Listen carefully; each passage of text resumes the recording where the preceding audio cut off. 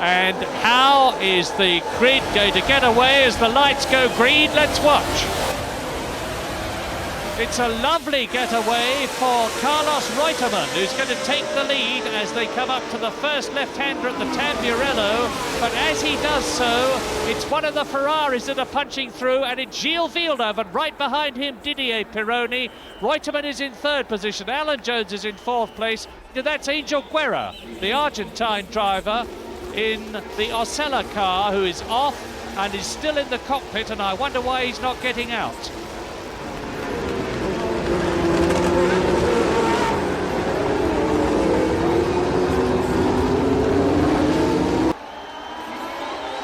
Villeneuve, Pironi, then the white Williams, Carlos Reutemann, and there is Patrese in the background. Riccardo Patrese taking fourth position from world champion Alan Jones. And there is Guerra. That's why he didn't get out of the car. Obviously his left foot is trapped. You can see his right leg is quite clear, and he's easing himself out of the car, and he's conscious and obviously very clear about how things are, so hopefully he is not badly hurt at all.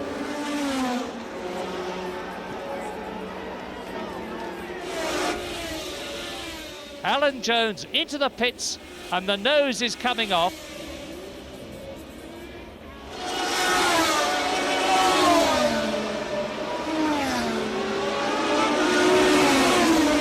This is interesting. Alan Jones has not only had a new nose put on the car, but he's having dry tyres put on.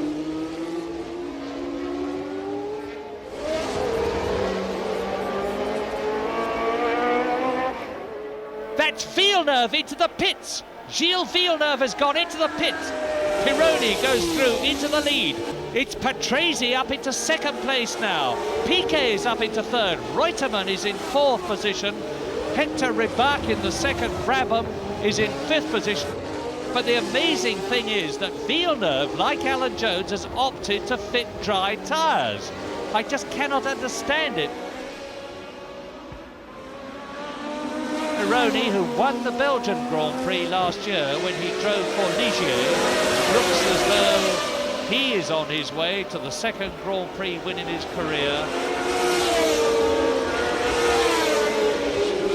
In that clutter of people, somewhere is Villeneuve changing back to wet tyres, and how wise he is and how wrong he was to come in for dry tyres.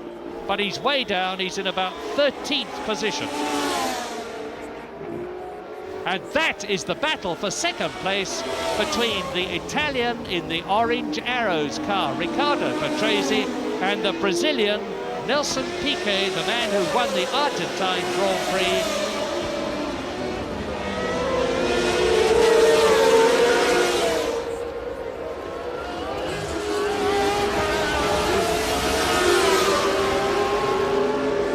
And Piquet has now well and truly got the second place man, Riccardo Patrese, in his sights. Still in fourth position, Carlos Reutemann. Still in fifth position, Hector Ribach in the Brabham. In sixth position, René Arnoux. Piquet has got ahead of Patrese. Somehow or other, the producers missed it. That must have been a dramatic moment.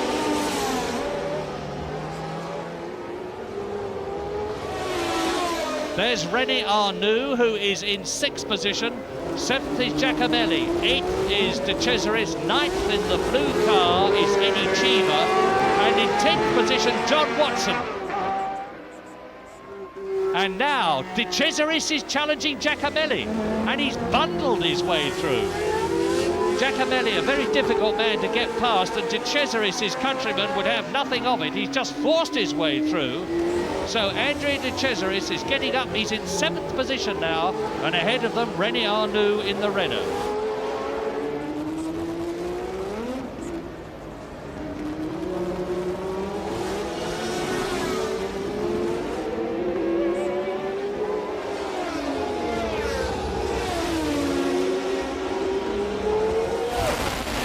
And somebody off. It's an Alfa Romeo off. It's Bruno Giacomelli. And Cheever's off. Cheever and Giacomelli have taken each other off. Pironi must be unhappy because he can see behind him in his mirrors now Nelson Piquet, who is behind Patrick Tambay. But the question at the front is, can Nelson Piquet get past Tambay? And if he does, can he do anything about Didier Pironi? And there's Patrese. Patrese is getting closer to Piquet.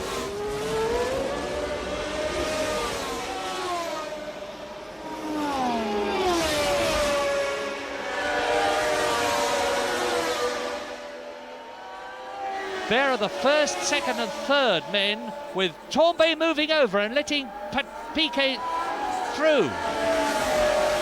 That was a truly gentlemanly gesture of the Frenchman.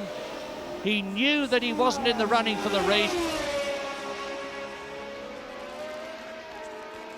And now Piquet can set about the one man in this race that matters to him, and that's Didier Pironi in the turbocharged Ferrari, who is in the lead. And this is lap 36 out of 60.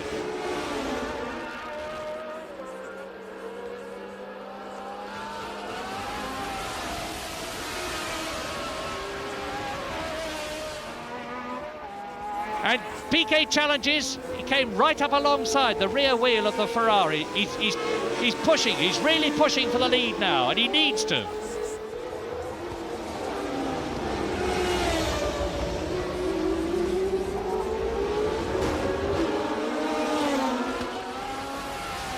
Well, the Italians that stayed away from here at Imola today must feel very, very sorry. They'll be seeing this on television probably and ruining their decision not to go. This is one of the best Formula One World Championship motor races we've seen for a long, long time.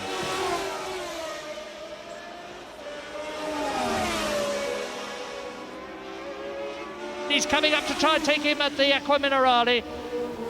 Pironi holds the line. I was a bit ahead of myself. They're on the way to the Acqua Minerale now, and Piquet really challenges right up alongside. And Pironi needed all his cool there to stay where he was entitled to be and force Piquet to brake.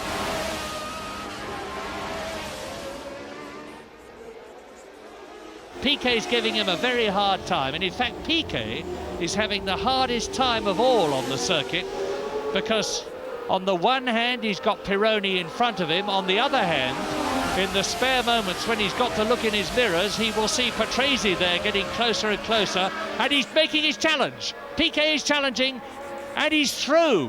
We have a new race leader. This is the third different leader we've had on lap 48. This is Reutemann, and Reutemann challenging. And that is interesting because it means that Patrese is through, yes, with Pironi in third position and Reutemann in fourth. Didier Pironi, who led the race for so long in the Ferrari, dropped back to second place, and now he's going to drop back to fourth because Reutemann goes through into third position. He's almost home now to see the checkered flag for the second race in succession, and he will undoubtedly, this extremely likeable, very cheerful Brazilian, will be very, very happy to see that checkered flag.